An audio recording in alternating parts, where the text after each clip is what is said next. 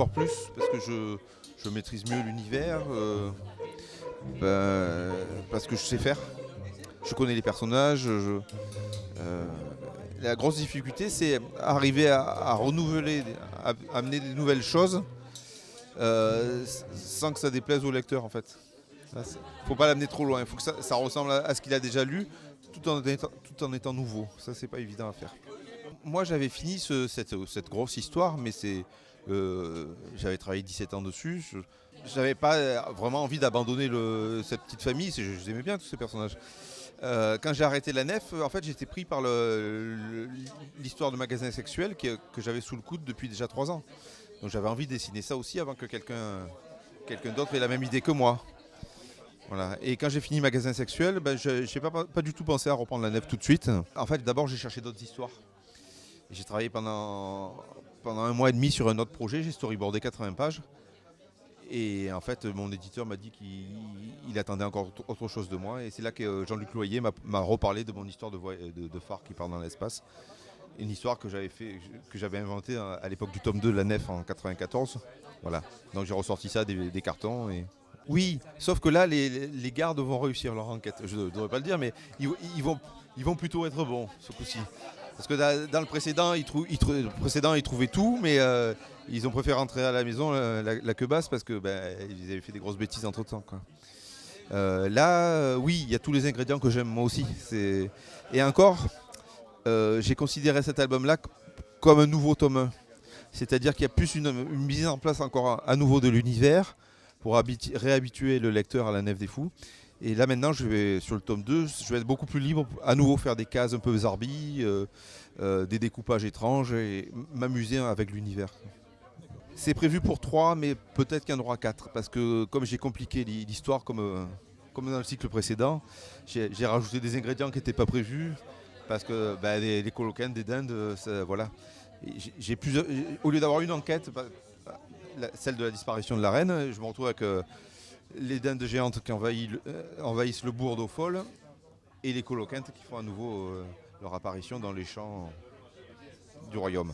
Je regrette d'avoir mal dessiné dès le début. En fait, il y avait un côté plus spontané.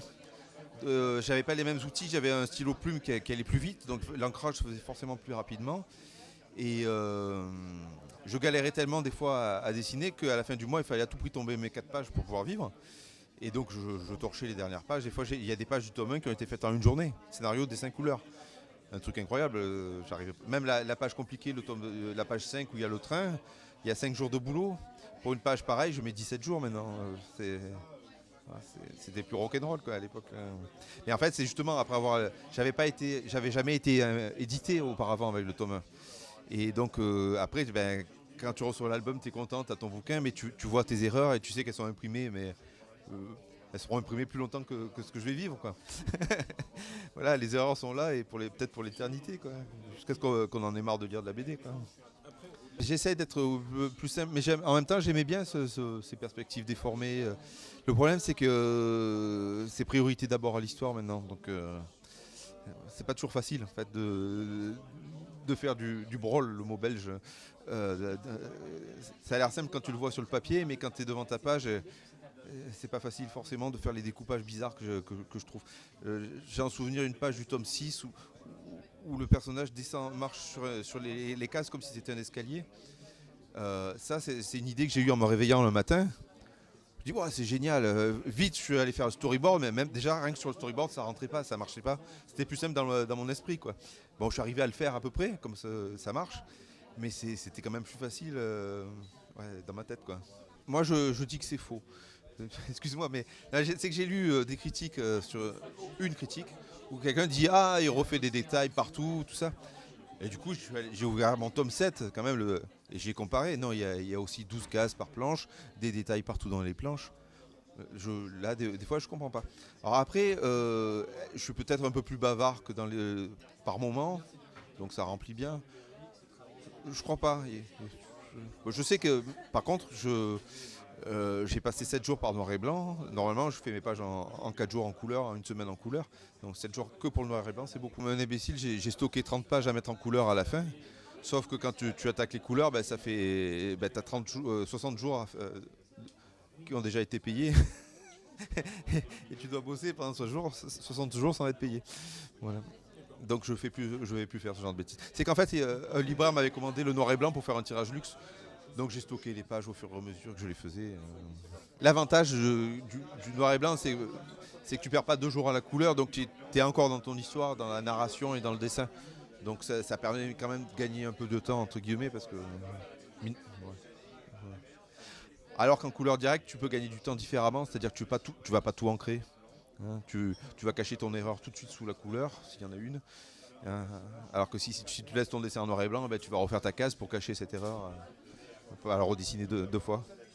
Ah oui, c'est la thématique centrale, c'est quelque chose qui me plaît, comme la thématique du cirque, le troubadour, tout ça.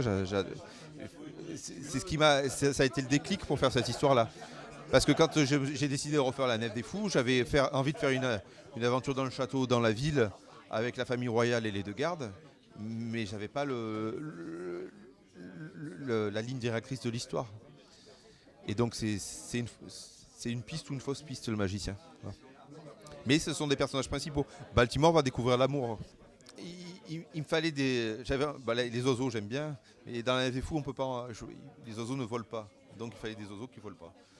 Et les dindes, je les ai trouvées assez monstrueuses et ça ressemble un peu à ça, c'est ça qui est fou. Les jeunes dindes sont comme ça, après elles évoluent, je ne sais pas si c'est mieux, mais ça évolue. Et moi ce sont encore des jeunes dindes, donc elles ne sont pas très grandes, enfin jeunes dindes géantes, elles sont quand même assez hautes. Voilà. Ouais, mais graphiquement c'est intéressant à faire. Voilà. Sauf que va t'en trouver de la doc sur les dindes, dindes de face, tu tapes ça sur internet, il n'y a pas de photo, c'est toujours le profil. Dinde qui court, ça court pas. La langue de dinde, tape langue de dinde sur internet, tu trouves pas de photos. Et j'ai pas de dinde chez moi, j'ai des canards. J'ai fait à peu près comme les canards, c'est pointu. Oh, c'est un peu comme dans je suis dans tous les personnages, quoi. C'est le mauvais caractère du roi, le mauvais caractère de Chlorinthe, le mauvais caractère de tout le monde, c'est moi. Non, le côté lunaire de Baltimore ou du fou, c'est moi aussi, quoi. Je suis un peu là-dedans. Je suis comme le maire, hein, même si je peux pas dire les atrocités qu'il peut dire, le maire de magasins sexuels, c'est quand même moi qui les ai écrites.